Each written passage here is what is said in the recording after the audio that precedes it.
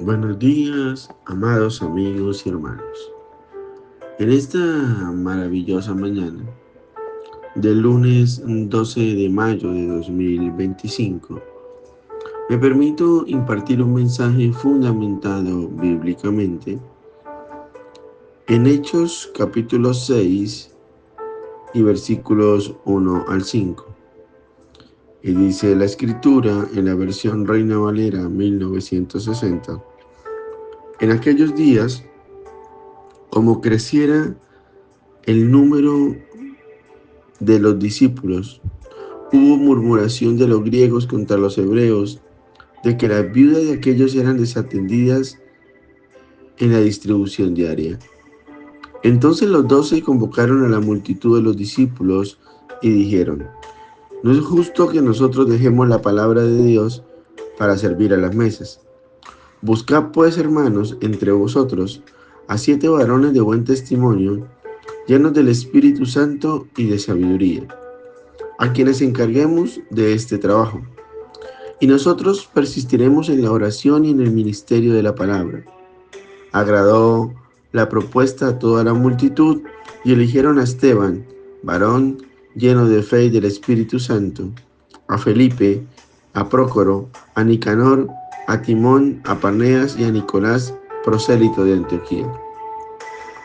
Y es una palabra muy poderosa la de esta mañana, porque Dios nos llama una vez más a reflexionar sobre qué estamos haciendo como hijos de Dios y como iglesia de Cristo para transformar el mundo y para cambiar aquello que está mal en medio de la tierra. La palabra de hoy nos habla de la elección de los 7 diáconos, porque la escritura nos muestra que había un problema, y era que las viudas eran desatendidas en la distribución diaria. De otra forma dicha, la iglesia en aquel entonces y bajo esta cultura estaba pendiente de bendecir, de ayudar a aquellas viudas que por su condición estaban siendo desprotegidas, porque ciertamente una viuda no tenía un esposo que la proveyera, y muchas veces sus hijos, quienes tomaban esa heredad o esa posición de esposos para sostener la casa, tampoco estaban. Y entonces la iglesia se convertía en un brazo social para apoyarles y para ayudarles. Pero vemos el ejemplo de Hechos capítulo 6, donde hay una queja donde estas viudas son desatendidas. Y hay muchos puntos importantes que Dios nos quiere mostrar en esta mañana. El primero de ellos es que cuando eso genera una inconformidad, entonces se eligen o se convocan 12,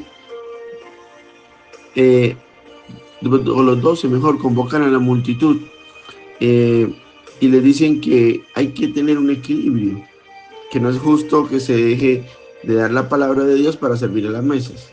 Y esto nos muestra que más que no querer atender a las viudas, es a veces cometemos el error de encontramos un inconveniente, un problema, en este caso sostener a las viudas, atenderlas a la mesa, y entonces dejamos la palabra de Dios en un rincón guardada y nos vamos a hacer la otra cosa. Tenemos que hacer las cosas de manera simultánea.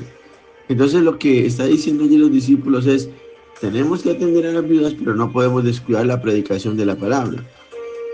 Y eso nos da una primera enseñanza en la mañana de hoy. Es que tenemos que atender, ser un brazo social, ayudar a la gente, y eso está muy bien y habla muy bien de la iglesia, porque entre otras cosas es una de sus labores fundamentales. Pero lo importante es no desatender tampoco la palabra de Dios. Porque o estamos dedicados a estar dentro de un templo predicando la palabra, o quizás fuera del templo evangelizando, pero no atendiendo la necesidad de la gente. O viceversa, estamos haciendo un brazo social, atendiendo a la gente, pero olvidamos la palabra del Señor. Entonces, lo primero que vemos allí es la necesidad de delegar a alguien que atienda a las viudas, porque no se puede dejar de predicar la palabra de Dios. Entonces, lo segundo que nos muestra la escritura allí es que en el versículo 3 dice que entonces busquen, hermanos, de entre vosotros a 7 varones de buen testimonio, llenos del Espíritu Santo y de sabiduría, a quienes encarguemos de este trabajo. ¿Y cuál trabajo? Pues obviamente del trabajo de servir a las mesas de las viudas para poderlas atender en su necesidad.